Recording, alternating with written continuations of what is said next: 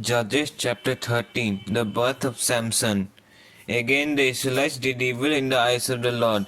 So the Lord delivered them into the hands of the Philistines for 40 years. A certain man of Zorah named Manoah from the clan of the Danites had a wife who was childless, unable to give birth. The angel of the Lord appeared to her and said, "You are barren and childless, but you are going to become pregnant and give birth to a son.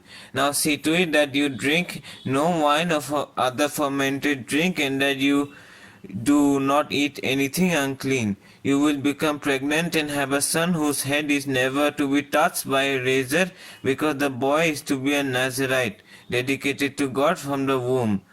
He will begin to deliver Israel from the hands of the Philistines."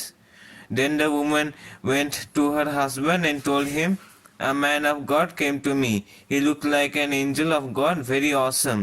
I didn't ask him where he came from, and he didn't tell me his name. But he said to me, 'You will become pregnant and have a son. Now then, drink no wine or other fermented drink, and do not eat anything unclean, because the boy will be a Nazirite from God from the womb until the day of his death.' Then Manoah prayed to the Lord, 'Pardon your servant, Lord. I beg you to let the man of God you sent to us come again to teach us how to bring up the boy who is to be born.' God heard Manoah, and the angel of God came again to the woman while she was out in the field, but her husband Manoah was not with her. The woman hurried to tell her husband, 'He's here, the man who appeared to me the other day.' Manoah got up and followed his wife. When he came to the man, he said, 'Are you the man who talked to my wife?' 'I am,' he said. So Manoah asked him, 'When your words are fulfilled, what is to be the rule that governs the boy's life and work?' The angel of the Lord answered, 'Your wife must do all that I have told her. She must not eat anything that comes from the grapevine, nor drink any wine or other fermented drink, nor eat anything unclean. She must do everything I have commanded her.' Manoah said to the angel of the Lord, 'We would like you to stay until we prepare a young goat for you.'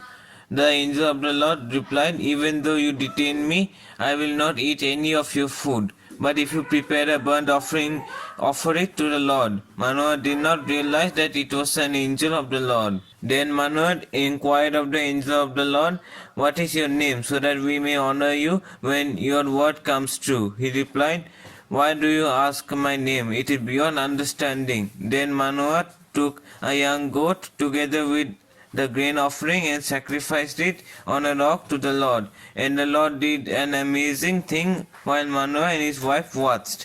As the flame blazed up from the altar toward heaven, the angel of the Lord ascended in the flame. Seeing this, Manoah and his wife fell from their faces to the ground. When the angel of the Lord did not show himself again to Manoah and his wife, Manoah realized that it was the angel of the Lord. 'We are doomed to die,' he said to his wife. 'We have seen God.' But his wife answered, 'If the Lord had meant to kill us, he would not have accepted a burnt offering and a grain offering from our hands, nor shown us all these things, or now told us this.' The woman gave birth to a boy and named him Samson. He grew, and the Lord blessed him. And the Spirit of the Lord began to stir him while he was in Manasseh Dan, between Zorah and Eshtaol. Judges chapter 14. Samson's marriage. Samson went down to Timnah and saw there a young Philistine woman. When he returned, he said to his father and mother, 'I have seen a Philistine woman in Timnah. Now get her for me as my wife.' His father and mother replied, 'Isn't there an acceptable woman among your relatives or among all our people?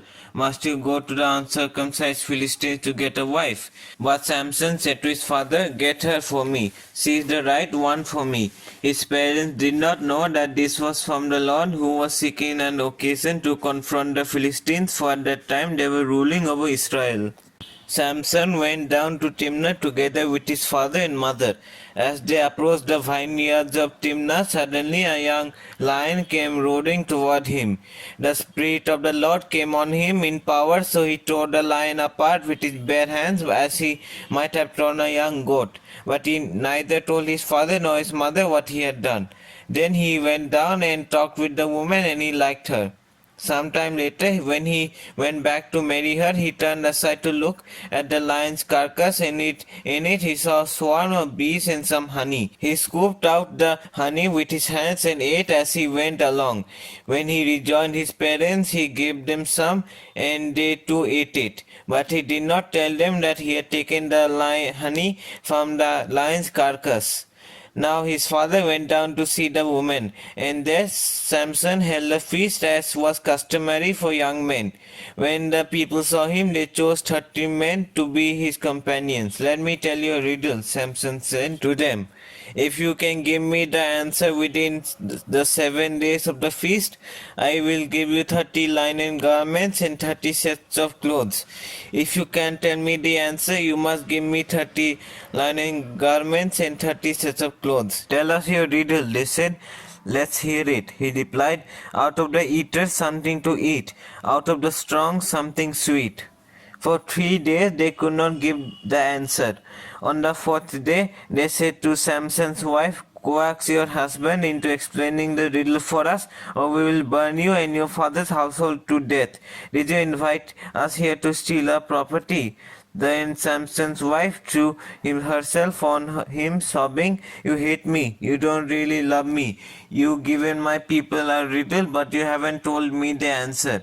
I haven't even explained it to my father or mother, he replied. So why should I explain it to you? She cried the whole 7 days of the feast. On the 7th day, he finally told her, because she continued to press him. She in turn explained the riddle to her people. Before sunset on the 7th day, the men of the town said to him, What is sweeter than honey? What is stronger than the lion? Samson said to them, If you had not plowed with my heifer, you would not have solved my riddle. Then the Spirit of the Lord came on him in power. He went down to Askelon, struck down 30 of their own men, stripped them of everything, and gave their clothes to those who had explained the riddle. Burning with anger, he returned to his father's home, and Samson's wife had given to one of his companions who had attended him at the feast. Judges chapter 15. Samson's vengeance on the Philistines. Later on, at the time of wheat harvest, Samson took a young goat and went to visit his wife. He said, I am going to my wife's room, but her father would not let him go in. I was sure you hated her, he said, that I gave her to your companion. Isn't her younger sister more attractive? Take her instead. Samson said to him, This time I have a right to get even with the Philistines. I will really harm them. So he went out and caught 300 foxes and tied them tail to tail in pairs. He then fastened a torch to every pair of tails, lit the torches and set the foxes loose in the standing grain of the Philistines. He burned up the socks and standing grain together with the vineyards and olive groves. When the Philistines asked who did this, they were told, Samson, Timnite's son-in-law, because his wife was given to his companion. So the Philistines went up and burned her and her father to death. Samson said to them, Since you acted like this, I swear that I won't stop until I get my revenge on you. He attacked them viciously and slaughtered many of them. Then he went down and stayed in a cave in the rock of Etam. The Philistines went up and camped in Judah, spreading out near Lehi. The people of Judah asked, Why have you come to fight us? We have come to take Samson prisoner, they answered, to do to him as he did to us.